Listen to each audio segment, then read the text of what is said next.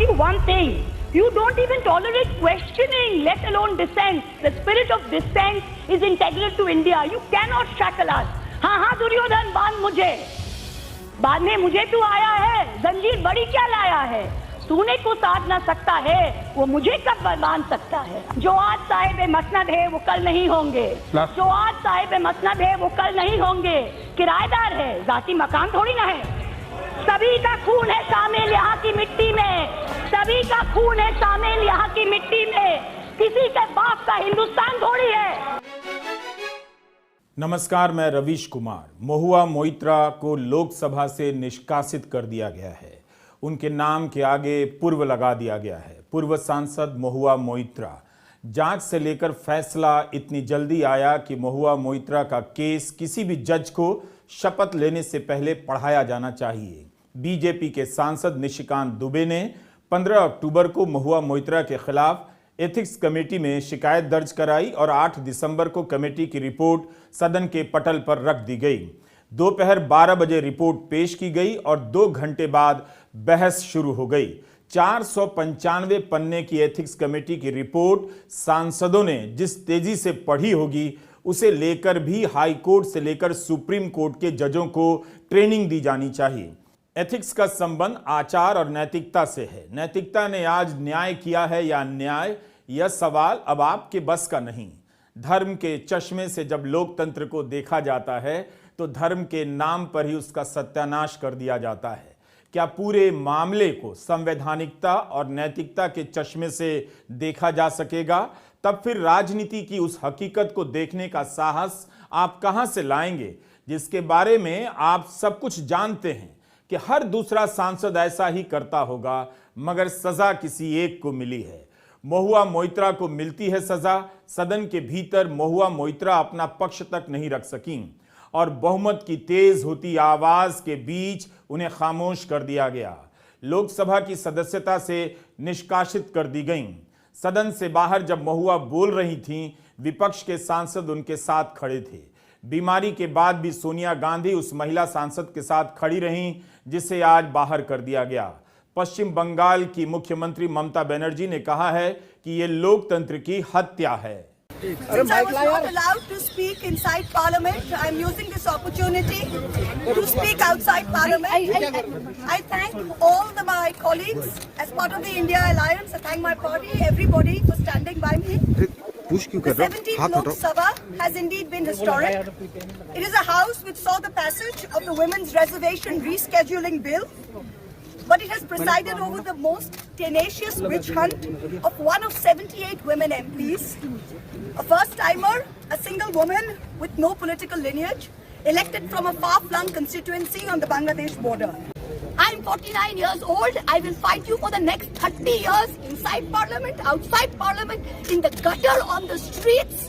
আদিম হিংস্র মানবিকতার যদি আমি কেউ হই, স্বজন হারানো শ্মশানে তোদের চিতা আমি তুলবই। We will see the end of you. Do not wonder. Punjab, Sindh, Gujarat, Maratha, Dravida, Utkala, Bango. We don't have the Punjab. Sindh is not ours.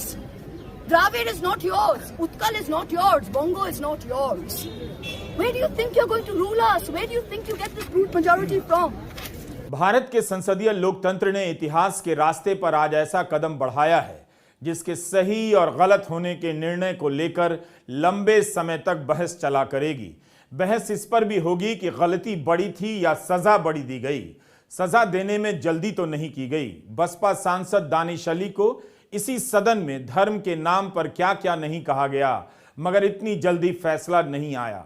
3 महीने से ज्यादा समय के बाद रमेश बिधूड़ी ने दानिश अली से माफी मांगी है। दानिश अली का मामला सुना जाता उससे पहले महुआ मोइत्रा की सुनवाई शुरू हो गई, जबकि उनका मामला बाद में सामने आया। सवाल तो यह भी है कि महुआ मोइत्रा के मामले में क्या एथिक्स कमेटी को ही फैसला लेना चाहिए था। इस पर भी बहस हुई है और पीडीटी आचार्य जैसे विद्वानों ने खूब लिखा है। महुआ मोइत्रा का व्यक्तित्व उन चीजों से बनता है जिसे भारत की मर्दवादी परंपरा बहुत कम बर्दाश्त कर पाती है। महुआ को ही महुआ का दुश्मन बना दिया गया। किसी ने उनके बड़े बड़े चश्मे लगाने को नोट किया तो किसी ने उनके पर्स की कीमत को उछाला। अच्छी तरह से सज धज कर आना भी महुआ को महुआ का दुश्मन बना दिया। महुआ का प्रकरण जब सामने आया तो इस बात को लेकर कई लेख सामने आए हैं कि महुआ उस मॉडल में फिट नहीं बैठती हैं जहां आप उन्हें लाडली बहना बताकर कृपा का पात्र बना दें या मातृत्व शक्ति बोलकर पूजा के नाम पर घर में बंद कर दें या चुप करा दें। महुआ महिला होने की हर पारंपरिकता को तोड़ती हैं। हालांकि मां दुर्गा और मां काली का नाम कुछ कम नहीं जपती हैं, मगर आप महुआ को महुआ की नजर से नहीं, मर्दों के बनाए चश्मे से ही देखते रहेंगे।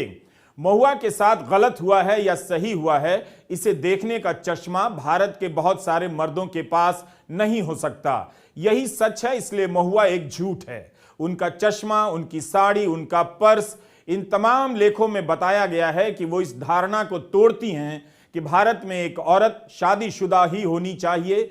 अगर कहीं वो तलाकशुदा है, विधवा है या सिंगल है तो उसे खुलकर किसी से नहीं मिलना चाहिए या किसी के साथ नहीं दिखना चाहिए। उसे पब्लिक में किसी आदमी का हाथ नहीं थामना चाहिए। महुआ इन सारी धारणाओं को तोड़ती हैं।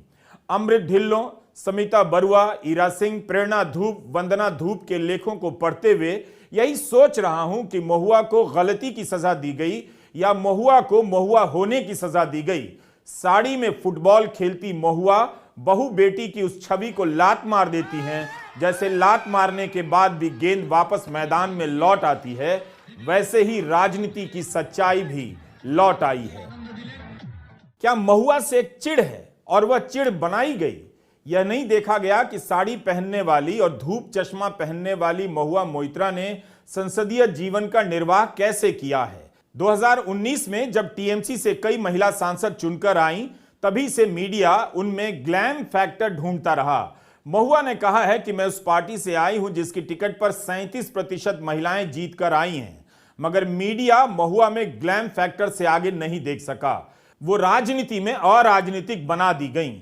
पश्चिम बंगाल के कृष्णानगर की जनता को पता था कि उनकी महुआ वैसी ही हैं।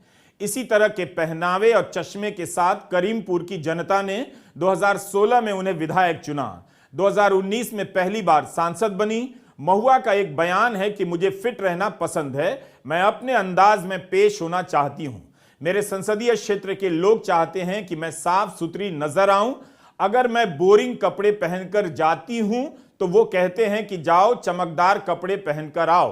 ईरा सिंह लिखती हैं कि महुआ को समझने के लिए मर्यादा और गरिमा जैसे शब्दों के चश्मे से समझ